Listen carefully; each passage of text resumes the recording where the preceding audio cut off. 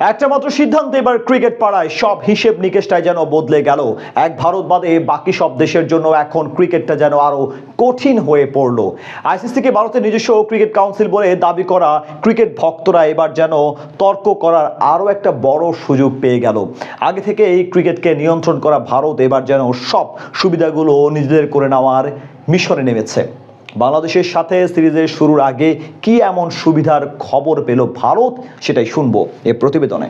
Cricket দুনিয়াটা একা হাতে নিয়ন্ত্রণ করে ভারত। ক্রিকেটীয় মহলে তিন মোড়লের কথাটা বেশ প্রচলিত থাকলেও এটার সব হর্তাকর্তা যে ভারত সেটা আর বলার অপেক্ষা রাখে না। একটা সময় যেই দেশের ক্রিকেট বোর্ডের কাছে খেলোয়াড়দের প্র্যাকটিস করানোর জন্য ভালো বল কিনে দেওয়ার টাকা ছিল না, তারাই কিনা এখন ক্রিকেট দুনিয়ার সবচেয়ে পয়সাওয়ালা বোর্ড। আর এই পথটা পাড়ি দিতে গিয়ে নানা চড়াই উতরাই পেরিয়েছে ভারতের ক্রিকেট বোর্ড। তবে ক্রিকেটকে কিভাবে ব্যবসার সাথে মানিয়ে নেওয়া যাবে সেই গোপন সূত্রটা পেয়েছিল তারা। তাই তো বর্তমান জামানায় এতটা সফল হয়েছে দেশটির ক্রিকেট বোর্ড। এই সফলতার পেছনে যদিও শুরু থেকে অবদান ছিল না বিসিসিআই এর সচিবের, তবে বর্তমান সময়ে ভারতের ক্রিকেটকে এত বিস্তর প্রসার করার পেছনে বেশ অবদান ছিল ভারতের রাজনৈতিক নেতা অমিত শাহের পুত্র জয় শাহের। মাত্র ৩৫ বছর বয়সী ক্রিকেট সংগঠকদের কাছে জয় বনে গিয়েছেন এক আইকন।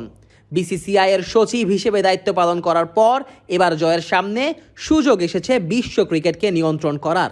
এতদিন যেই কাজটা পর্দার আড়ালে থেকে করেছেন, এবার যেন সেই কাজটা করার পুরোপুরি লাইসেন্স পেয়ে গেলেন জয়। আইসিসির নতুন চেয়ারম্যান হিসেবে বিনা প্রতিদ্বন্দ্বিতায় নির্বাচিত হয়েছেন জয় শাহ। ভারতীয় ক্রিকেট বোর্ডের সচিব মাত্র ৩৫ বছর বয়সেই এমন দায়িত্ব গ্রহণ করতে যাচ্ছেন। তিনিই হবেন আইসিসির সবচেয়ে কম বয়সী প্রধান। নিউজিল্যান্ডের গ্রেগ বার্কলের স্থলাভিষিক্ত হতে যাচ্ছেন এই ভারতীয় সংগঠক। আইসিসির নতুন সভাপতি নির্বাচনের জন্য ২৭ আগস্ট পর্যন্ত নমিনেশন জমা দেওয়ার তারিখ ছিল, কিন্তু জয় শাহ ছাড়া আর কেউই নমিনেশন জমা দেননি। ফলে বিনা প্রতিদ্বন্দ্বিতায় নির্বাচিত হয়েছেন তিনি। ভারতের ক্রিকেটের পাশাপাশি বিশ্ব ক্রিকেটেও যে ব্যাপক দাপট রয়েছে জয়ের, সেটারই প্রমাণ পাওয়া গেল আরো একবার। তাই তো এখন সবার মনেই একটা প্রশ্ন, তবে কি আইসিসির সভাপতি হয়ে নিজের মন মতো সব কাজ করে বেড়াবেন জয়, নাকি বিশ্ব ক্রিকেটের জন্য বয়ে আনবেন সুখকর কোনো স্মৃতি? তবে চেয়ারম্যান নির্বাচিত হলেও এখনই দায়িত্ব বুঝে পাচ্ছেন না জয়। এর জন্য তাকে অপেক্ষা করতে হবে আগামী ১ ডিসেম্বর পর্যন্ত।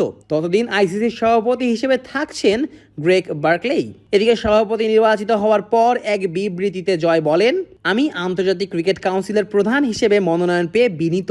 আমি ক্রিকেটের বিশ্বায়নে আমাদের সদস্যদের নিয়ে কাজ করতে প্রতিজ্ঞ থাকব। আমরা একটা জটিল সময়ে আছি যখন কিনা বিভিন্ন সংস্করণের মধ্যে একটা ভারসাম্য আনতে হচ্ছে, উন্নত প্রযুক্তি ব্যবহার করতে হচ্ছে এবং একাধিক বৈশ্বিক ইভেন্ট আয়োজন করতে হচ্ছে। আমাদের লক্ষ্য হবে ক্রিকেটকে আরো মানুষের কাছে জনপ্রিয় ও নিবিড় করে তোলা। ভারতীয় ক্রিকেট ইতিহাসের পঞ্চম ব্যক্তি হিসেবে আইসিসির সভাপতি নির্বাচিত হয়েছেন জয় শাহ। এর আগে দেশটি থেকে জগমোহন ডালমিয়া, শরদ পাওয়ার, এন শ্রীনিবাসন ও শশাঙ্ক মানোহর আইসিসির সভাপতির দায়িত্ব পালন করেছেন।